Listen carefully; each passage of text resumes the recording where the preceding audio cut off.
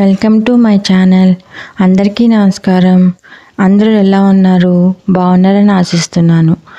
ఇంకా కథలోకి వచ్చేద్దాం. వెంకటాపురం గ్రామంలో సుబ్బయ్య సుబ్బమ్మ అనే దంపతులు ఉండేవారు. వారికి సింధు, రమేష్ అనే పిల్లలు ఉన్నారు. సింధుకి రాజునిచ్చి వివాహం చేశారు.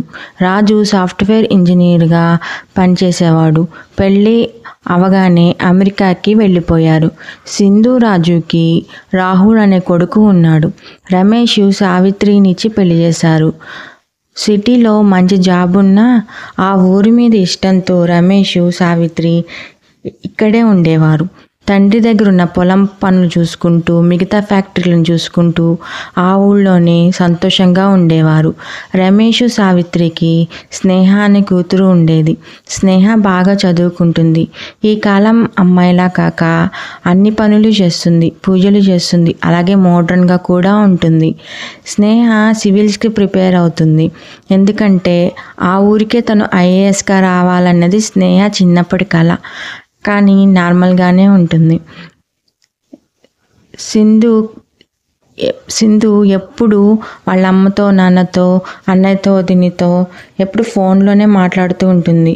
ఎప్పుడో రాహుల్ 4th క్లాస్ ఉన్నప్పుడు ఇక్కడికి వచ్చారు, కానీ ఇప్పటి వరకు రాలేదు.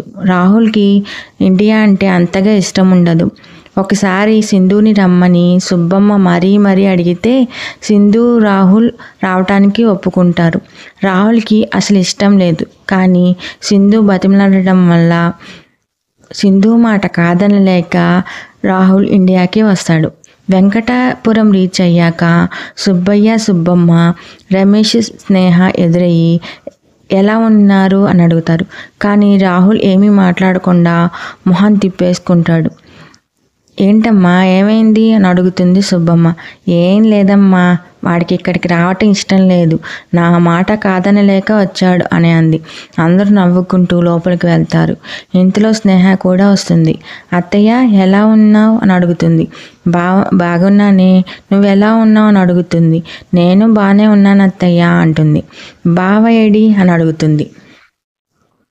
వాడికి ఇక్కడికి రావటం ఇష్టం లేదు, మూతి ముడుచుకుని లోపల ఉన్నాడు, 2 రోజులైతే అదే అడ్జస్ట్ అవుతాడు అంది అత్తయ్య. పొద్దున్నే స్నేహ ఎలా ఉన్నావు బావా అని అడుగుతుంది.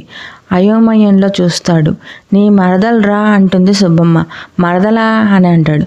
అవును, రమేష్ మావయ్య కూతురు, మొహం చూస్తే అచ్చం పల్లెటూరు బయతులా ఉంది అంటాడు విసురుగా. పల్లెటూరు బయట ఏంట్రా అని ఏదో చెప్పబోతుంటే సుబ్బమ్మ, అవునమ్మమ్మ, అవును బామ్మ, నేను పల్లెటూరు దాన్నే కదా అని కనుగొడుతుంది. ఇంతలో నెమ్మదిగా రాహుల్కి ఊరంతా తిరిగి చూపెడుతుంది స్నేహ. హరిదాసులు, పెద్ద పెద్ద ముగ్గులు, గొబ్బెమ్మలు, గంగరెద్దు మేళం. ఫస్ట్లో ఇదంతా వింతగా చిరాగ్గా అనిపించేది. రోజు పొద్దున్నే వాకింగ్కి వెళ్ళడం రమేష్కి అలవాటు. స్నేహ కూడా అలా వాకింగ్కి వెళ్తూ ఉండేది. ఇలా రోజు రాహుల్, స్నేహ వాకింగ్ అని వెళ్తూ ఉండేవారు. ఫస్ట్లో చిరాగ్గా అనిపించినా రాను రాను చాలా బాగుండేది అనిపించేది రాహుల్కి. ఇలాగే స్నేహతో పరిచయం కూడా బాగా అనిపించింది రాహుల్కి. ఒకసారి స్నేహ రూమ్లోకి వెళ్ళి సివిల్స్ సర్వీసెస్ బుక్స్ ఉన్నాయి. ఒక్కసారిగా షాక్ అయ్యాడు. స్నేహ ఓన్లీ 10th క్లాస్ పాస్ అయిందని అనుకున్నాడు. కానీ సివిల్స్కి ప్రిపేర్ అవుతున్నానని ఏనాడు చెప్పలేదు. కానీ ఎందుకు చెప్పలేదని లోపల నవ్వుకున్నాడు. ఒకరోజు ఇద్దరు పొలాల గట్ల మీద నడుస్తూ కబుర్లు చెప్పుకుంటూ నడుస్తూ ఉన్నారు. స్నేహ, సివిల్స్కి ప్రిపేర్ అవుతున్నావా అని అడుగుతాడు రాహుల్.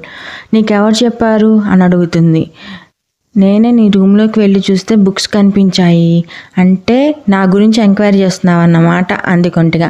అంటే అదేమీ లేదు అని అటువైపు తిరిగాడు రాహుల్. అవును బావా, చిన్నప్పటి నుంచి ఐఏఎస్ నా కల. ఇదే ఊరికి ఐఏఎస్ రావాలన్నది నా కల, ఏకైక లక్ష్యం. అందుకే ఎలాగైనా కష్టపడి ఐఏఎస్ కావాలన్నది నా ఆశ. ఎలాగైనా కష్టపడి చదివి నేను ఐఏఎస్ నవ్వుతా అని అంటుంది. ఇంకా పండగ బాగా జరుపుకుంటాడు. అప్పుడే 2 months అయిపోతుంది. అస్సలు టైం తెలియలేదు.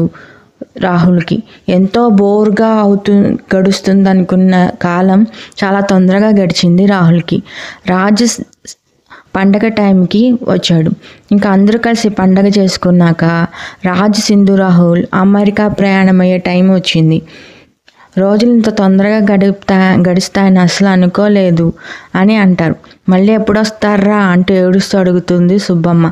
నెక్స్ట్ ఇయర్ వస్తానమ్మమ్మ అన్నాడు రాహుల్. రాహుల్, సింధు, రాజ్, రమేష్, స్నేహ నలుగురు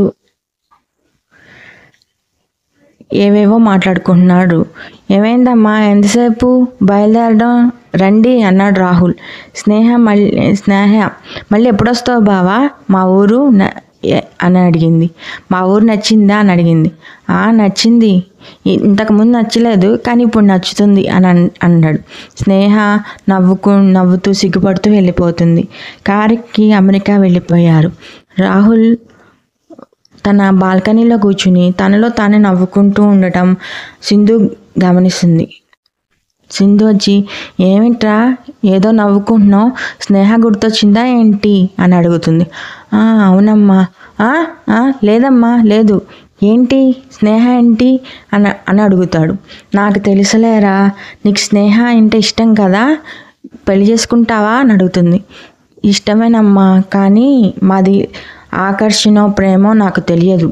నేను తనకలా ఐఏఎస్ అవ్వాలని నేను ఇంతలో బిజినెస్ స్టార్ట్ చేశాను. అది సక్సెస్ అయ్యాక 1 year తర్వాత కూడా ఇదే ఫీలింగ్స్ ఉంటే తప్పకుండా పెళ్లి చేసుకుంటాము అంటాడు.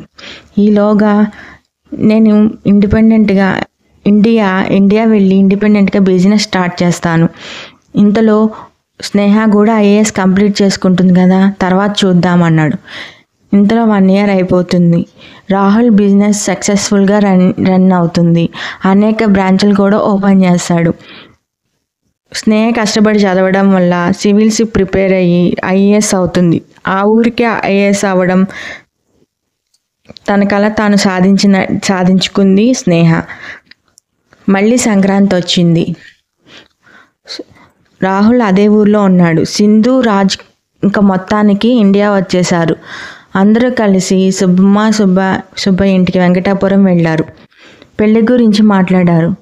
అందరికీ ఇష్టమే అయ్యింది. మంచి ముహూర్తం చూసి స్నేహ, రాహుల్కి పెళ్లి జరిగింది. కథ సమాప్తం.